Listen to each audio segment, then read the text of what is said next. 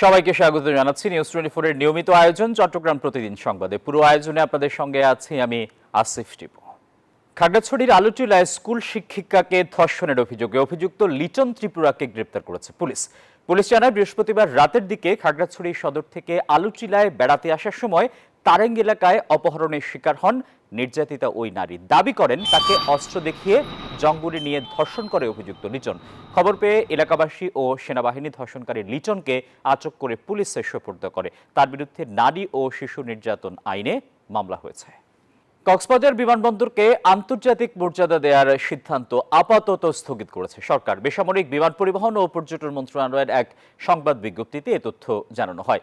এর আগে গত 12 অক্টোবর বেসরকারি বিমান পরিবহন ও পর্যটন মন্ত্রণালয়ের CA-1 শাখা থেকে যুগ্ম সচিব আহমেদ জামিল স্বাক্ষরিত এক প্রজ্ঞাপনে কক্সবাজার বিমানবন্দরকে আনুষ্ঠানিকভাবে আন্তর্জাতিক বিমানবন্দর ঘোষণা করা হয়েছিল, কিন্তু পরবর্তীতে দেশের বিমান অবকাঠামো এবং নিরাপত্তা প্রস্তুতি নিয়ে নতুন করে মূল্যায়নের পর সরকার সিদ্ধান্তটি স্থগিত রাখার ঘোষণা দেয়। এদিকে কক্সবাজার বিমানবন্দরে আন্তর্জাতিক মানের টার্মিনাল, রানওয়ে সম্প্রসারণ সহ অবকাঠামোগত উন্নয়ন কাজ এখনো চলমান রয়েছে। চট্টগ্রামের পাইকারি আড়তে সবজির সরবরাহ বাড়ায় ধস নেমেছে সবজির দামে। পাইকারিতে বেশিরভাগ সবজি বিক্রি হচ্ছে 10 টাকার মধ্যে, 20 টাকা কেজিতে বিক্রি হচ্ছে মুডা। তবে মাছ মাংসের দামে দিশেহারা সাধারণ ক্রেতারা। নয়ন বড়ুয়া জয়ের রিপোর্টে দেখুন বিস্তারিত। চট্টগ্রামের রিয়াজউদ্দিন বাজারে বেড়েছে সবজির সরবরাহ। বেগুন, টমেটো, ফুলকপি, বাঁধাকপি থেকে শুরু করে সব ধরনের সবজির সরবরাহ বাড়ায় পাইকারিতে কমেছে দাম। শীতকালীন সবজিগুলো অগ্রিম আসতে হিসাবে একটু দাম স্বাভাবিক তুলনায় স্বাভাবিক আছে। সবজি এখন সস্তা, কারণ বাজার এখন সিজন তো সেই জন্য সস্তা। তবে খুচরা বাজার এখনো ক্রেতাদের নাগালের মধ্যে না হলেও গত সপ্তাহের তুলনায় কমেছে কিছুটা। না, গত সপ্তাহ দিন দিনে একটু হালকা কমিয়ে আইতেছে। এইদিকে কাঁচামরিচের দাম চড়া, 100 টাকার নিচে নেই পাইকারি বাজারে। পাইকারি এখন 120 টাকা, 25 টাকা, 15 টাকা, 30 টাকা। তবে সবজির বাজারে ক্রেতাদের স্বস্তি ফিরলেও মাছ মাংসের চড়া দামে দিশেহারা ক্রেতারা। বেড়েছে ব্রয়লার মুরগি, সোনালী মুরগি সহ গরু, খাসির মাংসের দাম। 400 টাকা কমে তো খাদাল মাছ পাওয়া যাচ্ছে না। 400 টাকা মাছ, আপনি তো একটা মাছ কিনতে গেলে 600 টাকা লাগতেছে। ব্রয়লার মুরগি দেখেন গিয়ে 180 টাকা কেজি, যে মুরগি খাইছি আমরা 140 টাকা কেজি, 130 টাকা কেজি। তবে কমেছে ডিম সহ চাল, ডাল ও মশলার দাম। নয়ন বড়ুয়া জয়, নিউজ 24, চট্টগ্রাম। চট্টগ্রামের ফলের বাজার নিয়ে বিস্তারিত জানাতে সরাসরি যুক্ত হচ্ছেন সহকর্মী নয়ন বড়ুয়া জয়। বাজারে ফলের দর দাম কেমন দেখছেন, বিস্তারিত জানাবেন। ধন্যবাদ আসিফ টিপু আপনাকে। দেখতে পাচ্ছেন যে বিদেশি যে ফলগুলো ঝুলিয়ে রাখা হয়েছে সব ফলই কিন্তু চট্টগ্রাম বন্দর দিয়ে আমদানি করা হয়েছে। তো যেহেতু বিদেশি ফল সবারই আকর্ষণ থেকে যায়, দেশে এমন ফলগুলো উৎপাদন খুবই কম হয়। তো আপেল থেকে শুরু করে অন্যান্য যে ফলগুলো আমরা দেখতে পাচ্ছি সব ধরনের ফল কিন্তু আছে, সরবরাহের কোনো ঘাটতি নেই।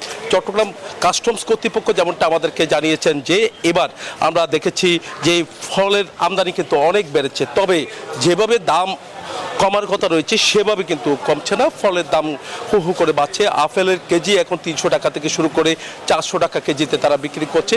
মালটা বিক্রি করা হচ্ছে 350 টাকা, আবার দেখা যায় 250 টাকা থেকে 300 টাকা, আবার কোনো জায়গায় 350 টাকা থেকে 400 টাকা বিক্রি করা হচ্ছে। আনার দেখা যাচ্ছে, দেখতে পাচ্ছে বড় সাইজের আনার। তো আনারের দামও কিন্তু তারা অনেক বেশি চাচ্ছে। তার কারণে যারা ক্রেতা ফল নিতে এসেছেন তারা কিন্তু হতাশের কথা আমাদেরকে জানিয়েছেন। তারা বলছেন যে ফলের দামটা যদি একটু কম হতো তাহলে তাদের জন্য সহজ হতো বলে আমাদেরকে জানিয়েছেন। আমরা আপনার সাথে একটু কথা বলতে চাচ্ছি। ফল নিতে এসেছেন মনে হয়, কেমন আসলে ফলের দামটা আগে কেমন ছিল, এখন কোন পর্যায়ে আছে? তুলনামূলক গত 1 মাসের তুলনায় এখন একটু দামটা একটু অনেক কম দেখতে পাচ্ছি। সাধারণ মানুষের নাগালের মধ্যে তো এখন আসেনি। না, অতটুকু এখনো আসেনি, তবে তুলনা করতে গেলে গত মাসের তুলনায় একটু কমেছে দাম। আমরা একজন বিক্রেতার সাথে কথা বলবো, আপনার সাথে একটু কথা বলতে চাচ্ছি। 1 কেজি আপেল নিতে গেলে কত টাকা দিতে হয়? 280 থেকে 300। 280 থেকে 300। আবার সবুজ আপেলটা নিলে? সবুজ আপেল নিলে আপনার 350, 360 এরকম। আপেলের দাম, মালটার দাম এত বেশি কেন? কস্টিং খরচ বেশি, কস্টিং খরচ বেশি, সেজন্য আমাদের কিনা পড়তেছে বেশি, বিক্রি করতে হচ্ছে বেশি, তাই। অনেক ধন্যবাদ। আমরা আরেকটু দেখানোর চেষ্টা করছি যে সবুজ আপেল কিন্তু আছে বাজারে দেখা যাচ্ছে, কিন্তু আপেলের দামটাই সবচেয়ে বেশি। সবাই কিন্তু সবুজ আপেল নিতে চায়, কিন্তু দেখা যাচ্ছে 300 টাকার উপরে কেজিতে তারা বিক্রি করছেন। একই সাথে যে মালটা বিক্রি করা হচ্ছে সেই মালটার দামও 250 থেকে 300 টাকা, আবার কোনো জায়গায় 350 টাকা পর্যন্ত চাওয়া হচ্ছে। তো লাল আপেল আমরা দেখতে পাচ্ছি খুব সুন্দর করে সাজিয়ে রাখা হয়েছে এখানে, কিন্তু দেখা যাচ্ছে দামটা অনেক বেশি, 300 টাকা থেকে 350 টাকা পর্যন্ত চাচ্ছে। একই সাথে আঙ্গুর আমরা দেখতে পাচ্ছি একেবারে ঝুলিয়ে রাখা হয়েছে যারা ক্রেতা তাদের যে আকর্ষণ বাড়ার জন্য। তবে 400 টাকার নিচে, 350 টাকার নিচে তেমন আঙ্গুর বিক্রি করা হচ্ছে না। একই সাথে দেশীয় যে বিদেশি ফলের পাশাপাশি আমরা দেশীয় ফল দেখতে পাচ্ছি, কলা বিক্রি রাখা হয়েছে, একই সাথে আনারস আছে, একই সাথে পেঁপে আছে। তো দেশীয় ফলের দামটাও কিন্তু আমরা দেখতে পাচ্ছি, বিদেশি ফলের পাশাপাশি দেশীয় ফলের দামটা কিছুটা কম আছে, তবে কোনো কোনো ফলের দাম অনেক বেশি রয়েছে। তবে ফলের দামটা যদি একটু কমে তাহলে সাধারণ মানুষের জন্য, যারা নিম্ন আয়ের মানুষ রয়েছে তাদের জন্য অনেক সহজ হবে বলে তারা মনে করছেন। এই ছিল আমার এখানকার সর্বশেষ। ফিরে যাচ্ছে স্টুডিওতে আসিফ টিপুর কাছে। নয়ন বড়ুয়া জয়, আপনাকে ধন্যবাদ। বান্দরবানে বিএনপির 31 দফা বাস্তবায়নের লক্ষ্যে রোয়াংছড়িতে সদস্য সংগ্রহ ও গণসংযোগ চালিয়েছে উপজেলা বিএনপি। সকালে জেলার রোয়াংছড়ি উপজেলায় অনুষ্ঠিত হয় সদস্য সংগ্রহ ও গণসংযোগ সভা। এ উপলক্ষে রোয়াংছড়ি কলেজের সামনে থেকে একটি বর্ণাঢ্য শোভাযাত্রা শুরু হয়ে রোয়াংছড়ি শিশু পার্ক প্রাঙ্গণে এসে শেষ হয় এবং বান্দরবান জেলা বিএনপি সদস্য সচিব মোহাম্মদ জাভেদ রেজার সভাপতিত্বে এ সময় প্রধান অতিথি হিসেবে উপস্থিত ছিলেন বিএনপির উপজাতীয় বিষয়ক সম্পাদক মা ম্যাংচিং। এ সময় বক্তারা বলেন, পাহাড়ের প্রত্যন্ত অঞ্চলেও জনগণকে সম্পৃক্ত করতেই এই সদস্য সংগ্রহ অভিযান পরিচালনা করা হচ্ছে। র্যালি, আলোচনা সভা সহ নানা আয়োজনে কুমিল্লায় আন্তর্জাতিক পোলিও দিবস পালিত হয়েছে। এ উপলক্ষে কুমিল্লায় নগরীতে 23টি রোটারি ক্লাবের অংশগ্রহণে বর্ণাঢ্য র্যালি ও আলোচনা সভা হয়। র্যালিটি বের হয়ে শহরের বিভিন্ন সড়ক প্রদক্ষিণ করে এক সংক্ষিপ্ত সমাবেশের মাধ্যমে শেষ হয়।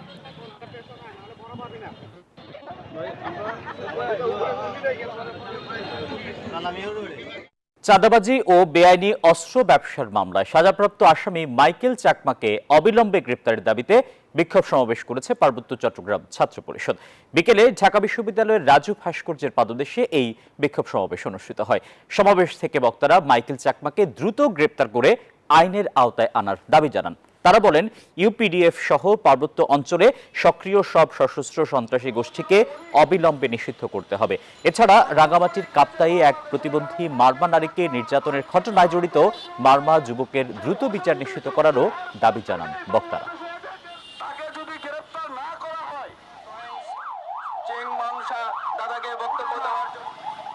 কাপ্তাই হ্রদের তলদেশ থেকে দীর্ঘ 2.5 মাস পর দৃশ্যমান হলো রাঙ্গামাটির ঝুলন্ত সেতু।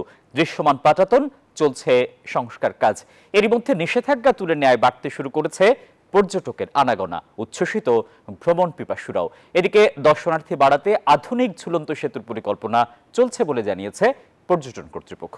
ফাতেমা জান্নাত মুমুর তথ্য এবং ছবিতে ডেস্ক রিপোর্ট।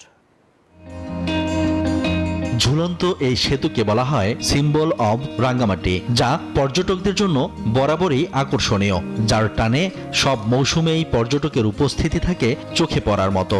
তবে দীর্ঘদিন কাপ্তাই হ্রদের পানিতে সেতুটি ডুবে থাকায় চলাচলে নিষেধাজ্ঞা দিয়েছিল কর্তৃপক্ষ।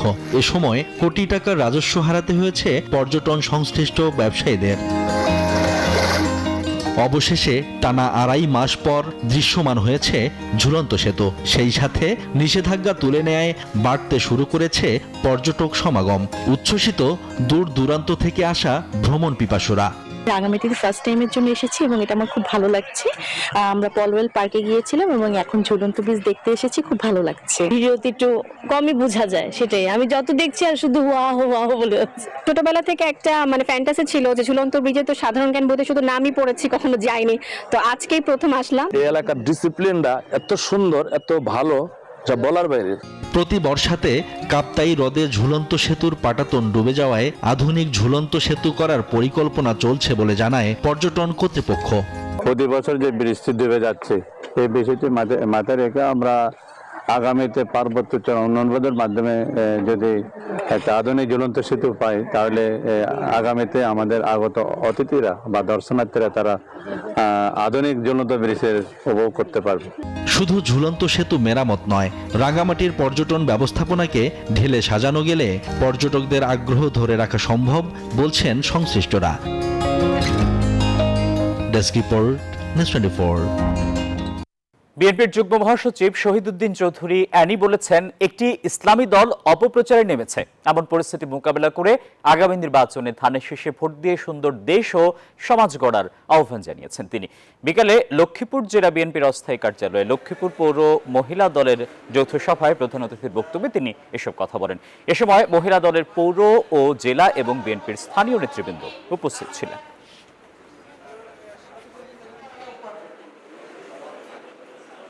ইসলামিক দল এত অপপ্রচারে নেমেছে, এত অপব্যাখ্যা দিচ্ছে যে বেহেশতের সার্টিফিকেট, তারা বেহেশতের সার্টিফিকেট দেয়, তারা বেহেশতের হিসাব নিকাশ তাদের কাছে নেয়।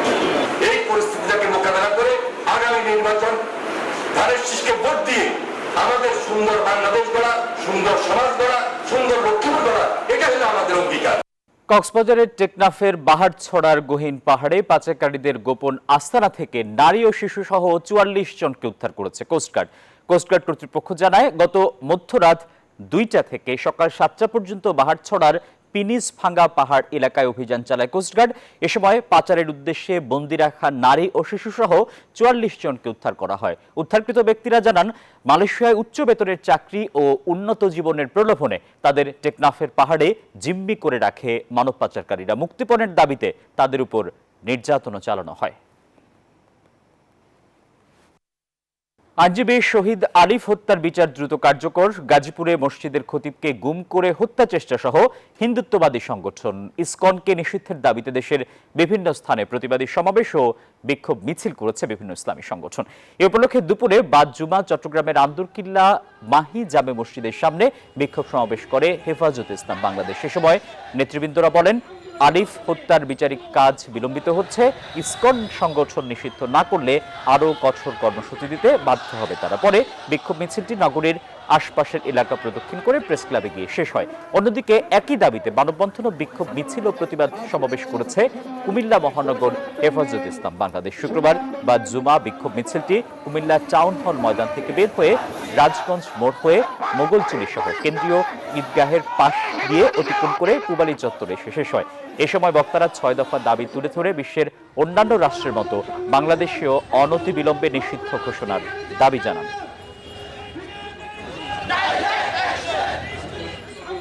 আর এই ছিল নিউজ 24 চট্টগ্রাম প্রতিদিনের এখনকার আয়োজন। আরো সংবাদ বিশ্লেষণ জানতে ভিজিট করুন news24bd.tv। সবাইকে ধন্যবাদ।